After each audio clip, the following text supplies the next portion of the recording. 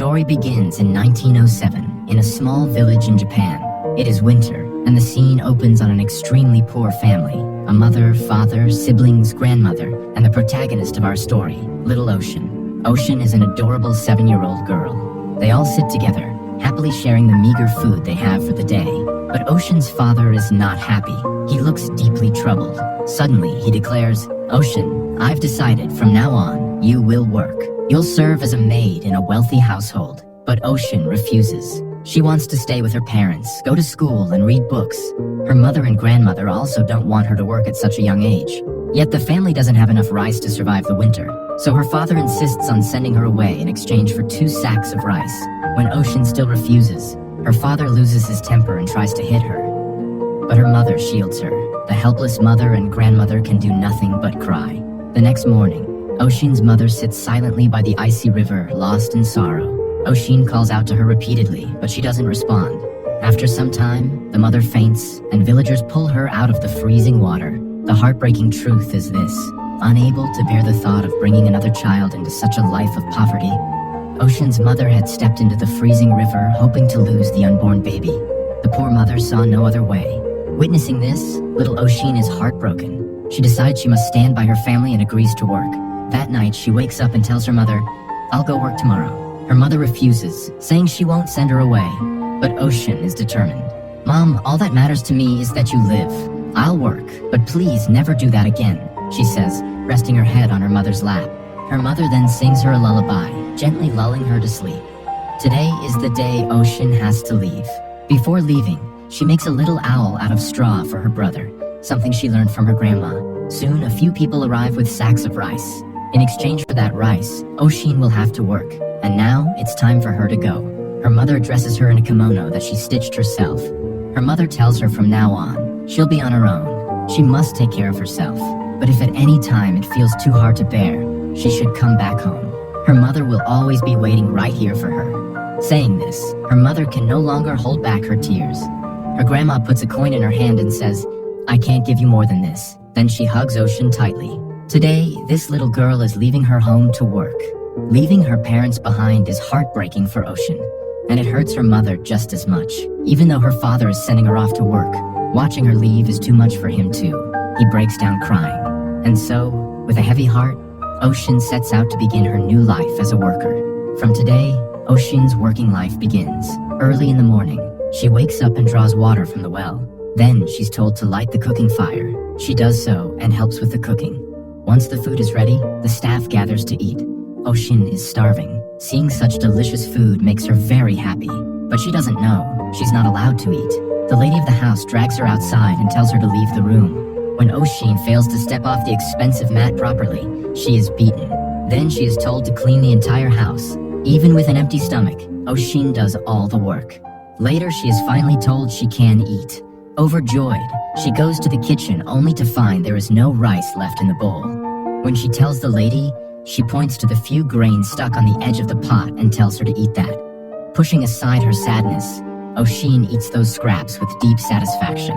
Oshin longs to study. One day, while walking with the child of the house, she sees some children reading books. That sight fills her with joy. Absent-mindedly, she starts walking with them towards the school, carrying the child on her back. But soon, the lady calls her back. She returns home and hands the child over to its mother. Her back hurts from carrying the child so long, and then she's told to clean all the child's clothes. When she starts washing them near the well, the lady comes and hits her again for cleaning dirty clothes so close to the well. She is then sent to wash them in a river. On such a freezing day, she has to wash clothes in the icy, bone-chilling water of the river. It's extremely hard, but she has no choice. Every day, she endures this kind of hard labor. That woman of the house has placed such a heavy burden of labor on this little girl. Now Oshin has grown used to the hardship.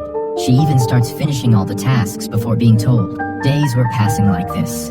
Then one day, that woman suddenly accuses Oshin of stealing. She claims that a coin has gone missing. Oshin keeps saying again and again that she didn't steal anything, but the woman refuses to listen. Not only does she accuse her of theft, but she even starts checking her by stripping off all her clothes. That's when she finds the coin, the one Oshin's grandmother had given her. Oshin pleads that it wasn't stolen, that she brought it from home. But no one listens. Humiliated and furious, Oshin storms out of the house. Crying, she starts walking aimlessly through the heavy snowfall in the biting cold. Eventually, she collapses unconscious on the snow. That's when a hunter boy finds her in the forest. When Oshin regains consciousness, she sees the boy sitting beside her playing a harmonica. His name is Sako.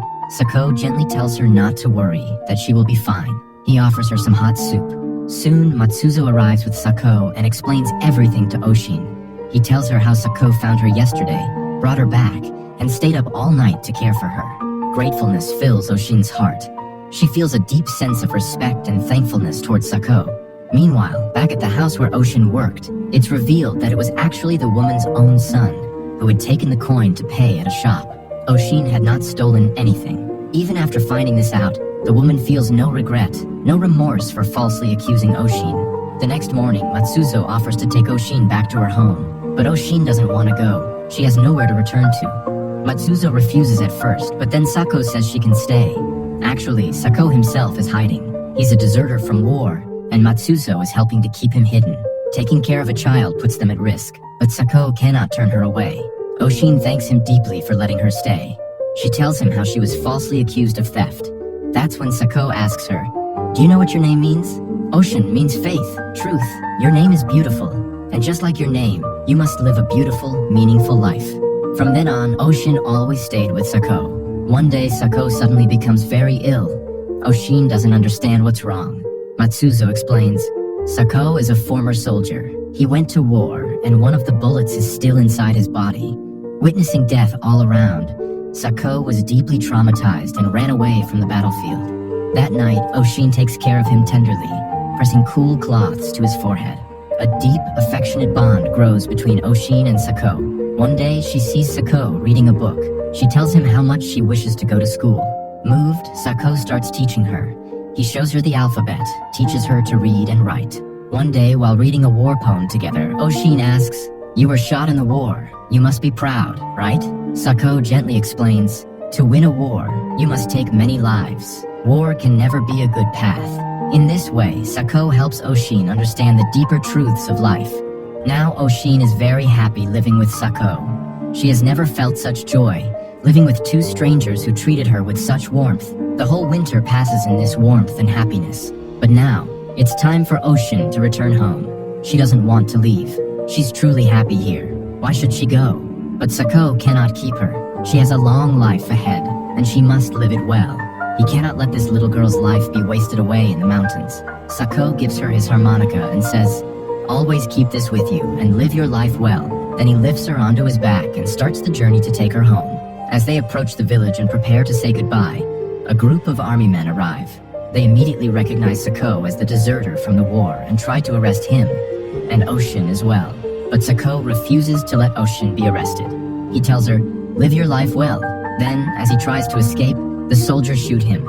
And just like that, Sako dies, shot by the very people he once served. With a heart full of sorrow and pain, Oshin returns home. Her mother is overjoyed to see her child after so many days. But her father, upon seeing her, starts hitting her. Because of her theft, the family had been humiliated. They have even returned the sack of rice they were given. Though her mother wants to take her inside, her father doesn't allow her to enter the house. Oshin spends the entire cold night sleeping outside. The next morning, a woman comes to take Oshin's little sister away. She is to be adopted by another family. The story begins by showing a young girl named Jin-hee. She loves her father very much. Today is a very special day for her because her father took her out early in the morning on his bicycle. He took her shopping and bought her new shoes and clothes.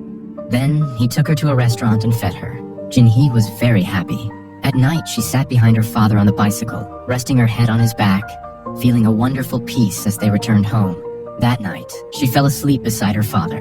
The next day, she is traveling somewhere by bus with her father, wearing the new clothes he bought her yesterday. After getting off the bus, they go to a cake shop. Her father buys her favorite cake. While bringing the cake, her father tells her to get along with the others and listen to the adults. Jin-hee doesn't understand why her father is saying this. Before she can figure it out, they arrive at a large gate where, from what she can see inside, there are many children like her. A sister comes and takes them inside to an office. The director here sends Jin-hee with another sister to look around the place. Jin-hee doesn't want to leave her father. But when she finally leaves, her father looks back and takes one last look at her. As she steps outside, All the children start watching Jin-hee. They surround her, asking, "What's your name? How old are you?" But Jin-hee stays completely silent. Suddenly, she remembers that she forgot to bring her cake. She runs outside to get it, but sees her father leaving her there. Jin-hee's heart breaks completely. The little girl doesn't understand yet that her father has abandoned her forever at this orphanage. Then, Bomo, the caretaker here, shares Jin-hee's cake among all the children. Although Jin-hee loved that cake very much, she doesn't even touch it once. Left alone in this strange new place, she tells Bomo that her father will come and take her back. Bomo tells her that her father lied to her. She asks Jin-hee to take off the new clothes and wear the old ones, but Jin-hee refuses and runs to hide inside a nearby bush. At this moment, a girl named Suki comes to call Jin-hee out from there. Two sisters also arrive, but Jin-hee won't come out. From inside, Bomo tells her that there is cake in the kitchen, and when she gets hungry, she can come there alone. Everyone leaves, and Jin-hee sits there all night waiting for her father to return, but he never comes back. Hungry and sad, she quietly goes to the kitchen. However, some of the cake on her plate has already been eaten by others. Feeling upset and hungry, she falls asleep in the kitchen. Bomo carries her and lays her down with the other children. Suddenly, Jin-hee wakes up and sees a few girls sitting together playing a game.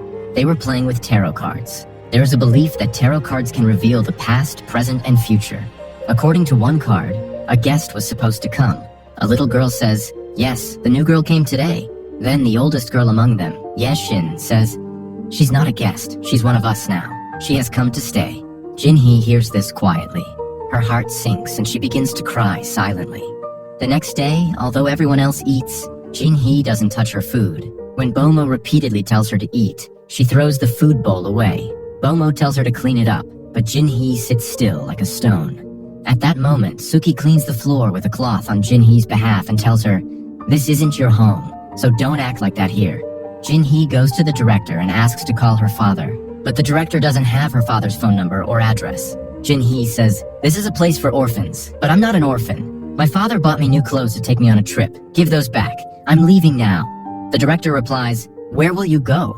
Without answering, Jin-hee walks straight outside, climbs the gate, and starts climbing the wall.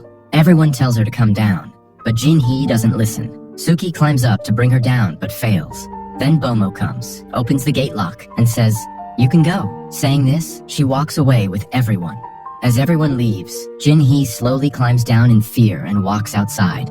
But after going a short distance, she stops. She doesn't even know where to go.